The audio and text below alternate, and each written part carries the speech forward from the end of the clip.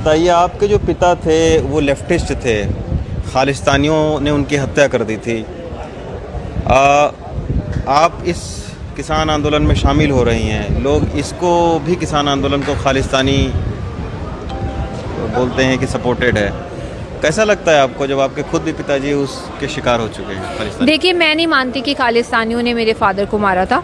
खालिस्तानी और लेफ्टिस्ट नक्सलवाद का कोई ज़्यादा अंतर नहीं है। नक्सलवाद भी सरकार के खिलाफ लड़ते हैं और जो खालिस्तान खाड़कू सिंह हैं वो भी सरकार के खिलाफ लड़ते हैं। तो ये दोनों ही पक्ष जो है सिखिज़्म को बिलोंग करते हैं, चाहे कोई भी धर्म के बिलोंग करते हैं, है तो वो किसी न किसी धर्म को बिलोंग करते हैं ना। तो अगर आप खालिस्तान की बात करते हो तो खालिस मतलब प्योर इटसेल्फ। आज तक नेशनल मीडिया ने जो खालिस्तान के मुद्दे को लेके खालिस्तान को बदनाम करने की कोशिश की है, वो मैं सरासर झूठ मानती हूँ उस चीज़ को, क्योंकि खालिस्तान का राज तब था जो महाराजा रणजीत सिंह का राज था, जिनको बोला जाता था कि लेकिन खालिस्तान बनाने के नाम पर उग्रवाद हुआ पंजाब में। ये सब सरकार की एजेंसियां हैं जो ऐसी बातें फैलाती हैं।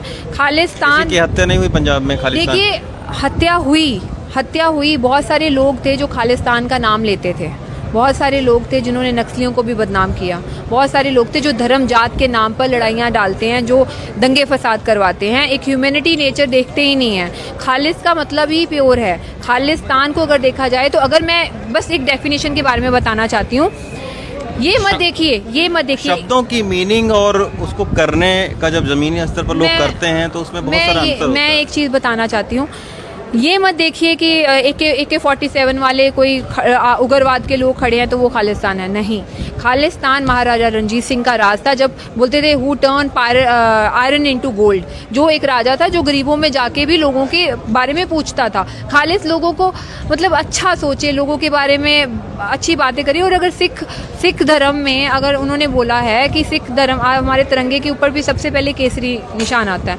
अगर शहीदियाँ देने के लिए, कुर्बानियाँ देने के लिए सिख धर्म सबसे आगे आता है, गुरु साहब सबसे आगे आते हैं, लंगर करवाने में सबसे आगे आते हैं। तो एक वो अगर उनकी कुछ मांगे हैं,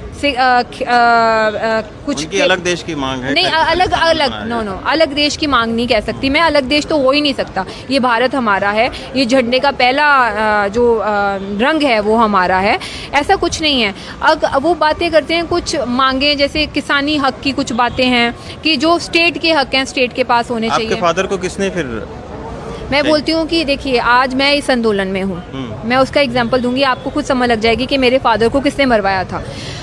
मैं इस आंदोलन में हूँ, जब से मैं इस आंदोलन में हूँ 7 महीने से मुझे कई तरह की मारने की धमकियाँ आई गई। कई लोगों ने IT सेल्स में मुझे सोशल मीडिया पे भी बदनाम करने की कोशिश की।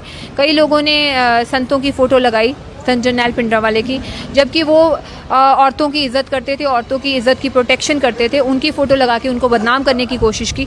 तभी भी मैंने यही स्टेटमेंट दिया था, ये कोई मेरे सिख भाई नहीं है जो मुझे मारना चाहते हैं, जो ऐसी बातें करना चाहते हैं। ये कोई सरकार की एजेंसियाँ हैं जो आपस में लड़ाना चाहती हैं, जो सिख वर्सेस कॉमरेड करना चाहती हैं, जिन्होंने SYL का मुद्दा उठा के हरियाणा के साथ लड़ाने की कोशिश की थी। ये कुछ ऐसी एजेंसियाँ हैं जो कि आंदोलन को दो पाड़ करना चाहती हैं, जो आपस में लड़ाना चाहती हैं।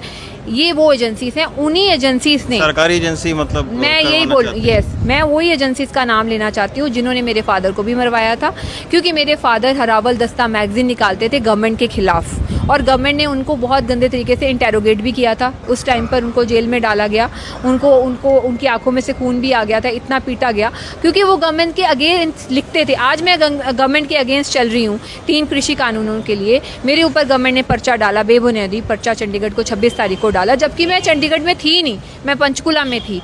CCTV फुटेज वो कहती है, पिक्चर्स वो कहती हैं, बट गवर्नमेंट को तभी भी मैंने चंडीगढ़ पुलिस को चैलेंज किया था। जिस तरह से थानेदार ने बोला कि हमने सोनिया मान के हाथ में तलवार देखी, हमने सोनिया मान को दंगा फसाद करवाते हुए देखा, सोनिया मान ने मेरे बैचेस उतारे, मुझे पीटा।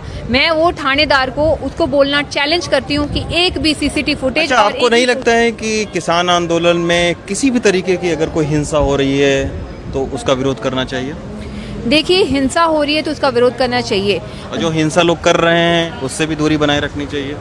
हिंसा कोई कर ही नहीं रहा किसान आंदोलन में। सरकार को जब 26 तारीख को हमने गवर्नर के लिए मांग पत्र कहा था कि हम शांतमय तरीके से जाएंगे, सरकार को किसने कहा था बैरिकेड लगाने के लिए? हमारे अपने देश में हम रहते हैं, डेमोक्रेसी है, हम अपने गवर्नर को जाके अपना मांग पत्र नहीं देने जा सकते। जब हमारी पुलिस के साथ पूरी बात हो रही है कि हम शांतमय तरीके से आ रहे हैं तो वहाँ बैरिकेड और पानी की बुछारें लगाने की क्या जरूरत थी?